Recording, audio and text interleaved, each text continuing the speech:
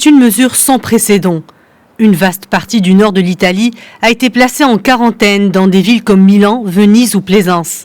Une décision draconienne prise par le gouvernement italien pour tenter d'endiguer l'épidémie du coronavirus. L'Italie est désormais le deuxième pays au monde le plus touché après la Chine, avec plus de 7300 cas et 366 morts. Les forces de police seront habilitées à demander des justifications aux citoyens qui se déplacent. Ces mesures vont provoquer des désagréments et imposeront des sacrifices. Mais c'est le moment d'être responsable. Nous devons protéger notre santé et celle de nos proches. La zone de quarantaine s'étend de Milan, capitale économique du pays, à Venise, au lieu du tourisme mondial. Près de 15 millions d'habitants sont concernés, soit un quart de la population italienne.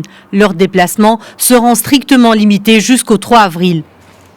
Si la majorité des habitants des régions du Nord ont réagi avec calme, estimant que ces mesures sont indispensables pour éviter une propagation du virus, d'autres se sont rués vers les gares pour quitter le nord du pays, de peur de se retrouver bloqués. Dans la zone placée en quarantaine, les musées, restaurants et cinémas resteront fermés.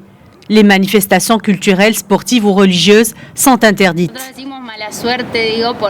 Nous sommes arrivés hier. Nous avons prévu de visiter les monuments. Aujourd'hui, tout est fermé.